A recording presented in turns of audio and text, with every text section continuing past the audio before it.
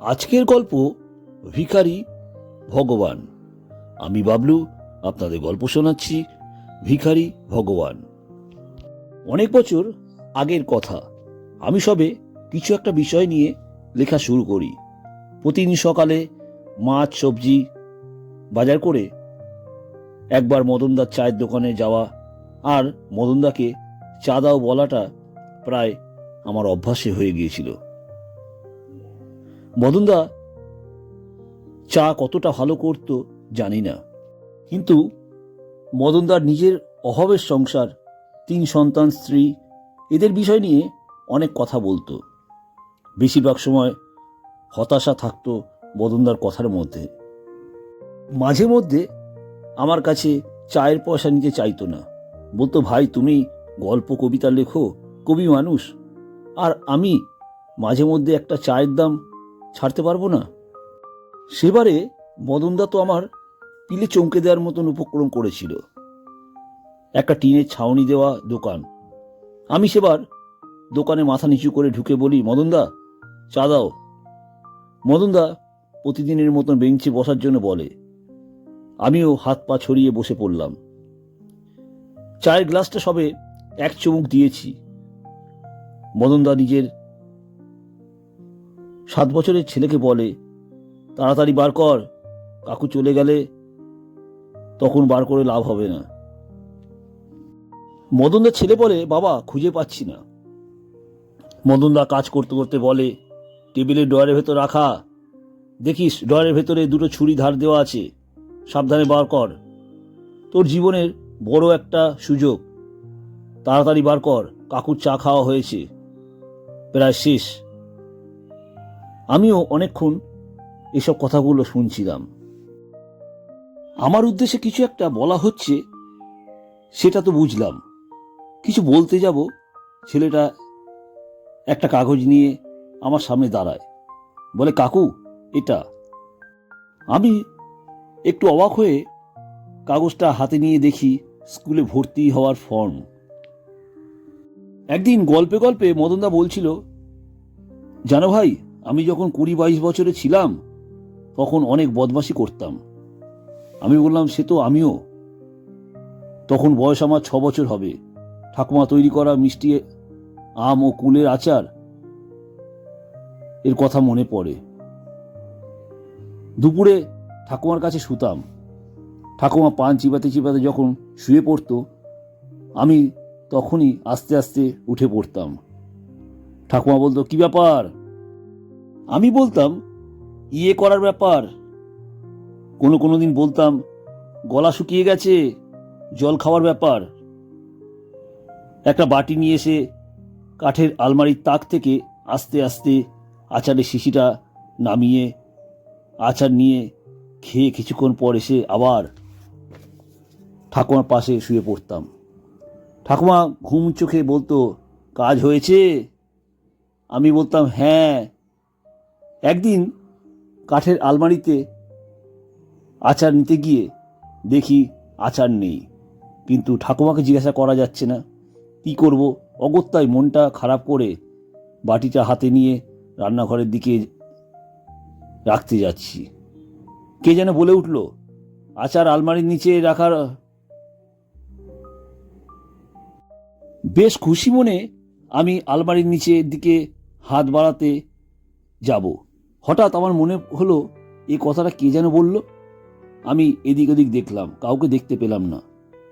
ঠাকুমা চোখ বন্ধ করে বলে, এই শালা, আমি বলেছি। আমি একটু চমকে গিয়ে বলি, তুমি ঘুমাওনি? কি ব্যাপার? ঠাকুমা বলল, ঘুম ভেঙে গিয়েছিল, তাই ঘুমানোর চেষ্টা করার ব্যাপার। আমার কথা শুনে মদনদা এক ফালি হেসে মদনদা বলে, আমার ব্যাপারটা আবার অন্যরকম ছিল।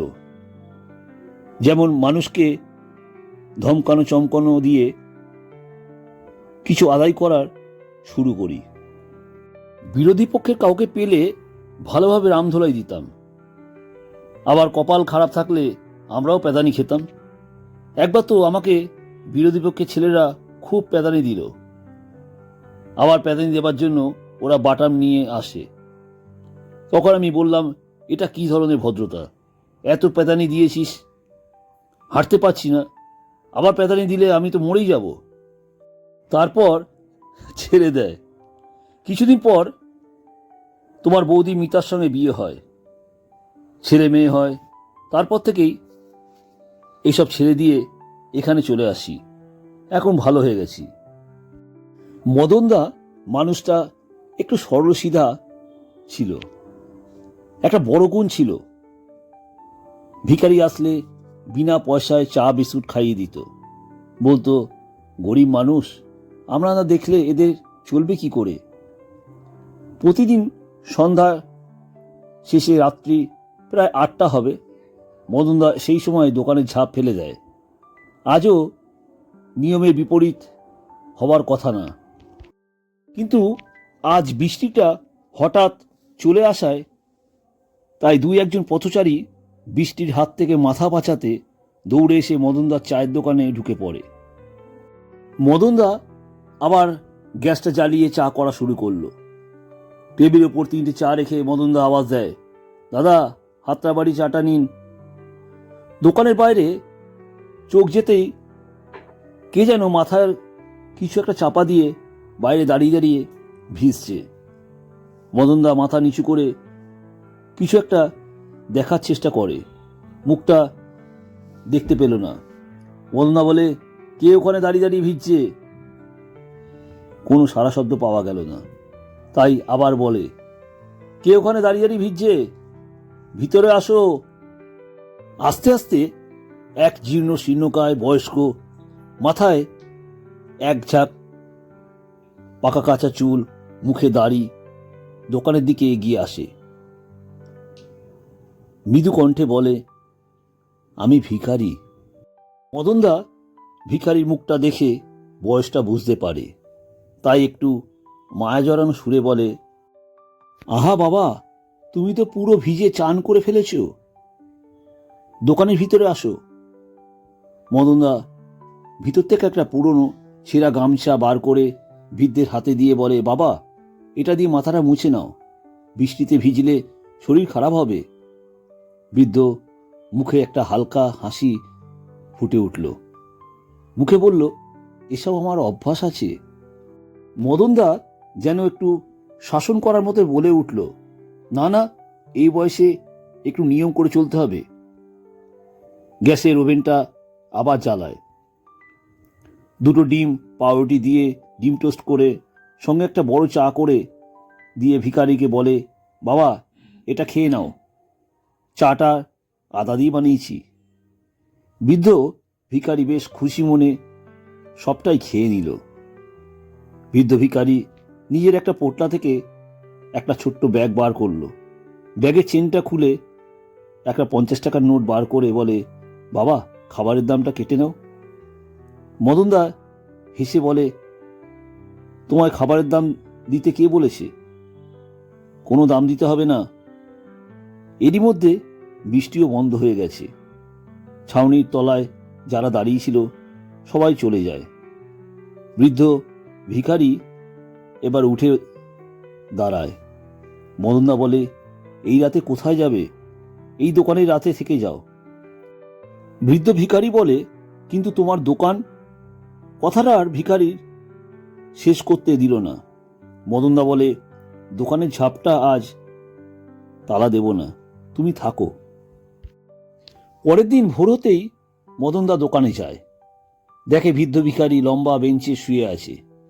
মদনদা দোকানের বাইরের ঝাঁটা দেওয়া, জল ছেটানো, টিউবওয়েল থেকে 2 বালতি জল আনা, খাবার জলের মাটির জ্বালাটা ভর্তি করা, এইসব প্রতিদিনের কাজগুলো হয়ে গেলে বেঞ্চ 2টো বাইরে বার করতে হবে। বৃদ্ধ ভিখারিকে মদনদা ডাক দেয়, বাবা, এবার ওঠো, এসব বাইরে বার করতে হবে।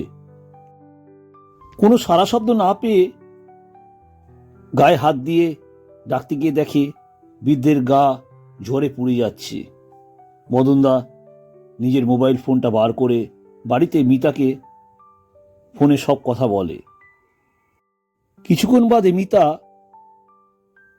দোকান থেকে বৃদ্ধ ভিখারিকে নিয়ে ডাক্তার দেখিয়ে ওষুধ নিয়ে বৃদ্ধকে নিজের ভাড়া ঘরে তোলে। 3 দিনেই ওষুধ আর আদর যত্ন পেয়ে বৃদ্ধ ভিখারি সুস্থ হয়ে ওঠে। বাড়িতে ছোট একটা ভাড়া ঘর, তাই বৃদ্ধ ভিখারি থাকার জন্য দোকানটাই বেছে নেয়। বলে, আমার চালচুলো কিছুই নেই, এখানে ঠিক আছি। সকালে চায়ের দোকানে কিছু একটা খেয়ে বৃদ্ধ ভিখারি ভিক্ষা করতে চলে যায়। দুপুরে আর ফেরে না, আবার সন্ধ্যার সময় আসে। রাতে খাওয়াটা তাই মদনদার স্ত্রী মিতা সঙ্গে করে নিয়ে আসে দোকানে। যত্ন করে বলে, বাবা আজ 3টে রুটি খাবে, আজ কাতলা মাছ আছে। মাঝে মধ্যে বৃদ্ধ ভিখারি ও আবদার করে বলে, কালকে একটু পায়েস করিস মা। নিজের পোটলা থেকে 4টে দুধের প্যাকেট বার করে বলে, এই নে, দুধটা রাতে জাল দিয়ে দিবি।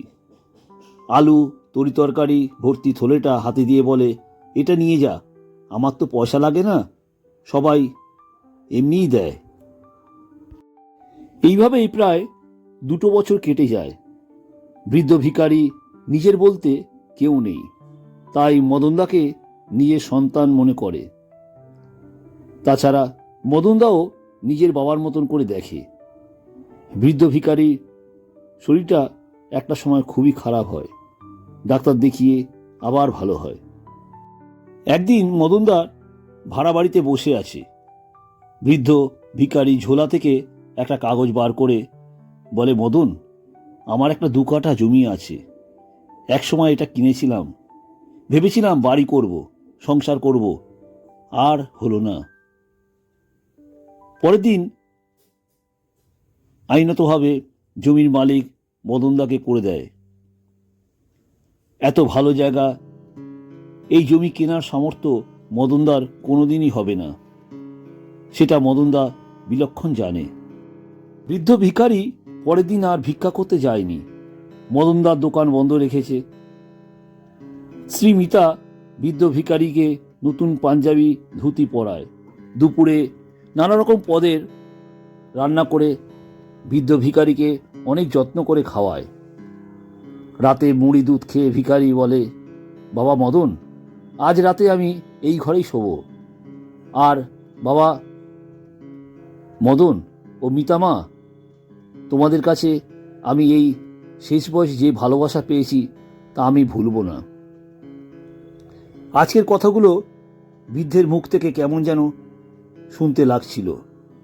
মিতা বৃদ্ধ ভিখারিকে বিছানার উপর একটা পরিষ্কার কাঁচা চাদর পেতে বলে, বাবা এখানে শুয়ে পড়ো। মদনদার আর্থিক অবস্থার দুর্বল, ভাড়া বাড়িতে থাকে, কোনোদিনই একটা বাড়ি তৈরি করতে পারবে ভাবতে পারে না।